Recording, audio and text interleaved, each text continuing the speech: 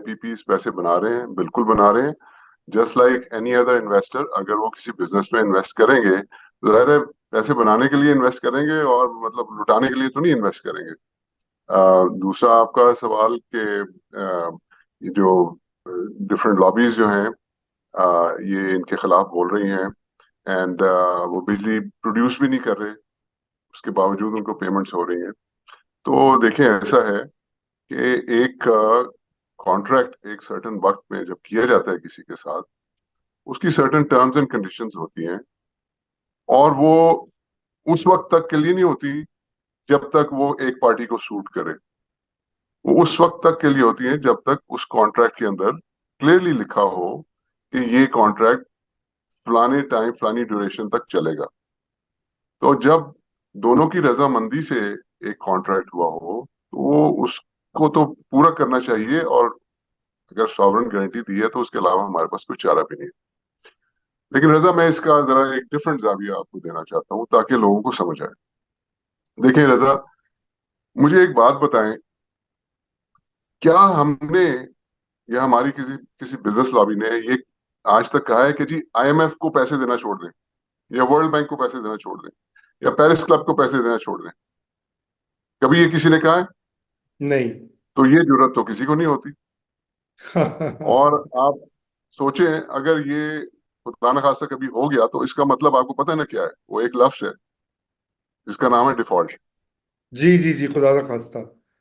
जी। तो ये देखें, इंटरनेशनल, अव्वल तो डोमेस्टिकली भी जो अकाउंट है पाकिस्तान का, एक सबसे बड़ा मसला है वो इन्वेस्टमेंट की। आप में से अक्सर बात करते हैं और मैं आपको अक्सर उसका जवाब देता हूं कि कॉन्ट्रैक्ट इन्फोर्समेंट जो है वो एक बहुत ही अहम चीज है। किसी भी मुल्क के अंदर कॉन्ट्रैक्ट की इन्फोर्समेंट, उसके कोर्ट्स जो हैं वो उनकी क्या इस्तिताअत है, क्या एबिलिटी है कोर्ट्स की कि वो इन्फोर्स करा सके। उसी उसी से डोमेस्टिक भी और फॉरेन इन्वेस्टर दोनों जो हैं उनको ये अश्योरेंस मिलती है कि भाई यहाँ पे मैं कोई चीज अगर इन्वेस्ट करूंगा तो मुझे उसकी सिक्योरिटी, लॉ मुझे प्रोटेक्शन देगी। तो मतलब देखिए, जब हम कहते हैं कि उनसे उनको पैसे देना बंद कर दें, उनसे रीनिगोशिएट करें, तो मुझे फ्रैंकली समझ नहीं आती। फिर वो ये कहते हैं जी कि वो रीनिगोशिएट करें, इसलिए कि ये कॉन्ट्रैक्ट्स जब हुए थे तो इसके अंदर नीयत उनकी ठीक नहीं थी, मैल इंटेंशन शामिल थी। तो अब मतलब ये कौन डिसाइड करेगा कि जी मैल इंटेंशन थी? मतलब what is the criteria? Mal intention को डिफाइन करने का क्राइटेरिया क्या है? फिर बात की जाती है जी कि पहले भी तो इन्होंने नेगोशिएट किया था ना, हमने इन पे 2018-19 में प्रेशर डालना शुरू किया तो 21 में जाके तो आईपीपी से रीनेगोशिएट हुआ, और 140 रुपए के ऊपर जो डॉलर की रेट था वो फिक्स कर दिया गया था। तो आपकी इतला के लिए अर्ज है कि ये वो वाले आईपीपीज थे जिसमें चाइनीज शामिल नहीं थे, ये पुराने 1994 और 2000 के आईपीपीज थे। चाइनीज आईपीपीज ने तो किसी किस्म की निगोशिएशन नहीं की, ना ही वो इंटरेस्टेड हैं। अच्छा, फिर मैं आपको बताऊं, वो जो 2021 के अंदर जो इन्होंने रीनेगोशिएट किया नॉन चाइनीज आईपीपीज के साथ, उससे उस वक्त की गवर्नमेंट ने कहा जी 800 अरब रुपए का फायदा होगा। वो किधर है 800 अरब रुपए? भाई हमें बताएं तो सही ना। ठीक है। फिर मैं आपको फाइनली ये बताता हूँ कि खालिद मंसूर साहब है, मैं उनकी बड़ी रिस्पेक्ट करता हूँ, मैं उनको पर्सनली नहीं जानता। वो फॉर्मर सीईओ हबको के हैं, एनर्जी प्रोफेशनल हैं, और वो सीपेक अथॉरिटी के हेड भी रहे हुए हैं। और उन्होंने बारहा ये कहा है कि भाई ये चाइनीज आईपीपीज जो हैं, बल्कि सारे आईपीपीज, इनकी बड़ी थरो ड्यू डिलिजेंस हुई है, और इनके कॉन्ट्रैक्ट की एग्जीक्यूशन आफ्टर मेकिंग श्योर, हर तरह से मेकिंग श्योर कि हमें बेस्ट डील मिल रही है। और अकॉर्डिंग टू हिम ये जो चाइनीज के रेट्स हैं ये भी बड़े कंपेटिटिव रेट्स थे। तो मतलब, तो अब बताएं फिर कौन से, अगर आपने फोरेंसिक ऑडिट कराना है तो कौन से आईपीपीस का कराएं? चाइनीज का कराएं या नॉन चाइनीज का कराएं? भाई अगर नॉन चाइनीज का कराना है उनसे तो आप पहले ही निगोशिएट कर चुके हैं। अब चाइनीज के साथ भी आप ये करना चाहते हैं और आपके ताल्लुकात खराब होंगे। अच्छा, फिर फोरेंसिक ऑडिट से आपको मिलेगा क्या? एज ए सेड कि भाई कौन डिसाइड करेगा कि मैल इंटेंशन क्या होती है? हाँ। बिल्कुल बिल्कुल। फाइनली रजा, एक फाइनल कमेंट मैं दे दूं कि देखिए, जब आप कॉन्ट्रैक्ट कर रहे होते हैं तो ये कहना कि जी वो इन्वेस्टर ए जो है उसने $1 मिलियन पर मेगावाट का लगाया था, और इन्वेस्टर बी जो है वो बहुत बहुत गलत आदमी है, उसने $2 मिलियन पर मेगावाट का लगाया था। इसलिए उसका फोरेंसिक, ये कैसे हो सकता है एक ही वक्त? अरे भाई क्यों नहीं हो सकता? यानी कि मैं कोई बिल्डिंग बनाऊं जो कि कराची की साइट के एरिया में है, और मैं उसी तरह की एक बिल्डिंग बनाऊं जो कि क्लिफ्टन में है, और मैं उसी तरह की एक बिल्डिंग बनाऊं जो कि जमजमा में है, आपके ख्याल से उन तीनों की कॉस्ट एक ही होगी? उसकी तो जमीन की प्राइस जो है वो उसमें ही अरबों का फर्क होगा। तो ये तो बिल बहुत सी चीजों पर डिपेंड करता है कि वो कौन सा ब्रांड यूज कर रहे हैं अपनी इक्विपमेंट का, वो कौन सा बैंक इन्वॉल्व है, उनकी अपनी क्रेडिट वर्थीनेस क्या है, वो लोकेशन किधर है प्रोजेक्ट की। तो मतलब इस तरह से एक ब्लैंकेट स्टेटमेंट दे देना, ये मेरे ख्याल से मुनासिब नहीं है।